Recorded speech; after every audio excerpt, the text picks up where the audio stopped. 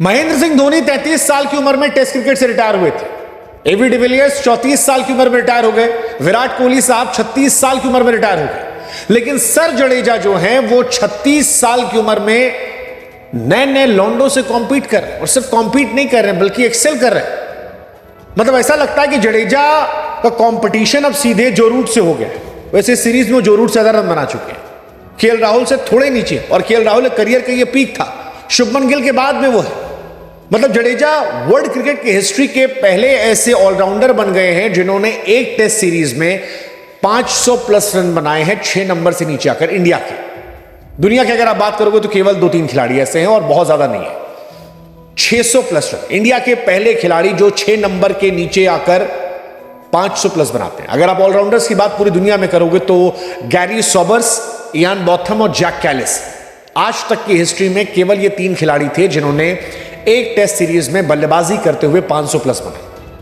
India से कपिल देव, पाकिस्तान से Imran Khan, Shane Watson, ये नहीं कर पाए थे। केवल 3, गैरी सॉबर्स, बॉथम और कैलिस, और चौथा नाम जो है वो हमारे सर जडेजा का है, रविंद्र जडेजा।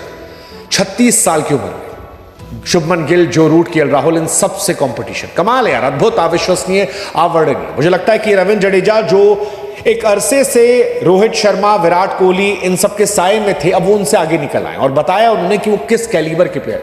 500 प्लस रन इस टेस्ट सीरीज में, सबसे ज्यादा 50 रन जडेजा के नाम, सबसे ज्यादा बड़ा एवरेज जडेजा के नाम, थर्ड मोस्ट रन इस सीरीज में जडेजा के नाम, सबसे ज्यादा third most ball face Jadeja के नाम। और ये सब कुछ तब है जब इंडिया प्रेशर में थी। सेकेंड इनिंग में जडेजा की परफॉर्मेंस कहीं ज्यादा बेहतर है। जडेजा आमतौर पर लोअर मिडिल ऑर्डर से खेले थे, और इंडिया का टेल आप जानते हो खत्म है, शुरू होते ही खत्म हो जाता है। यह कहानी जडेजा की है। मतलब ओपनर और 2-3-4 नंबर तक टेस्ट क्रिकेट में ये रन आते हैं, 300, 400, 500 रन, लेकिन 6 नंबर या उसके नीचे नहीं देखने को मिलता। और इसीलिए हम कह रहे हैं कि जडेजा कमाल है, अद्भुत है, अविश्वसनीय है। इस टेस्ट सीरीज में जडेजा ने 5 मैच की 10 इनिंग में 516 रन बनाए। उनका एवरेज 86 का है। उनके पास 6 हाफ सेंचुरी है और 1 शतक है। कमाल है, कमाल है। ऐसी परफॉर्मेंस आपको विरले क्रिकेट में देखने को मिलती है। और मुझे लगता है कि अब चर्चा खत्म हो जाने चाहिए। इस सीरीज में जडेजा बेन स्टोक्स से बेहतर थे,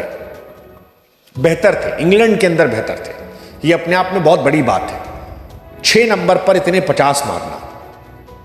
अगर आप दुनिया की हिस्ट्री में देखोगे, वो खिलाड़ी जिन्होंने 6 नंबर या उसके नीचे आकर सबसे ज्यादा एक सीरीज में अर्धशतक लगाए इंग्लैंड के अंदर, उसमें जडेजा नंबर 1 है, 6 अर्धशतक। गैरी सॉबर्स के 5 थे।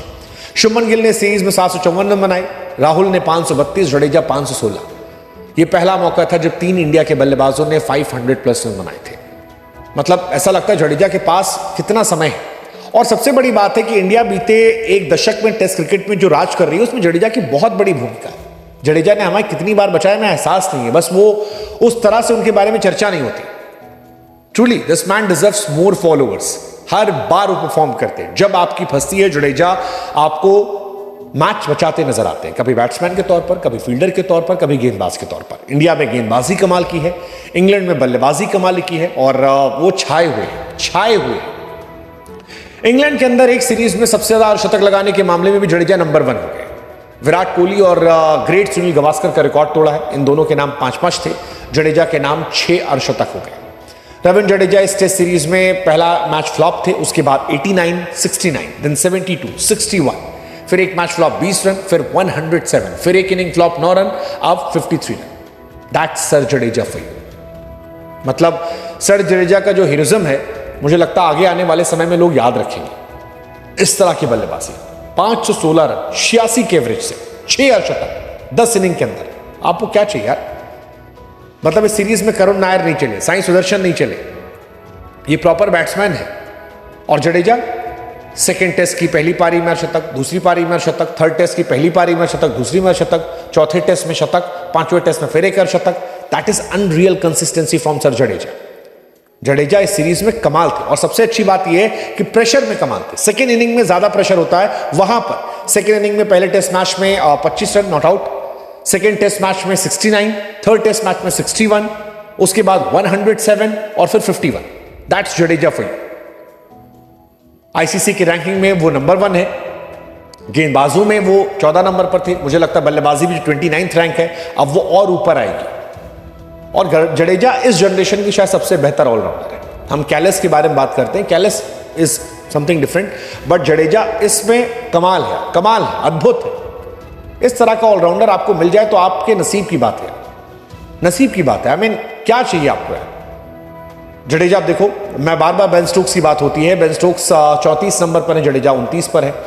बॉलिंग में जडेजा 14 नंबर पर है, बेन स्टोक्स 42 पर है। ऑलराउंडर में वो नंबर 1 है, बेन स्टोक्स 3 नंबर पर है। कोई तोड़ी नहीं है। जो रूट से कहीं ज्यादा रन जडेजा के, अगर जो रूट एक लंबी पारी खेलते हैं 100-150 तो शायद कहीं उससे आगे निकलेंगे।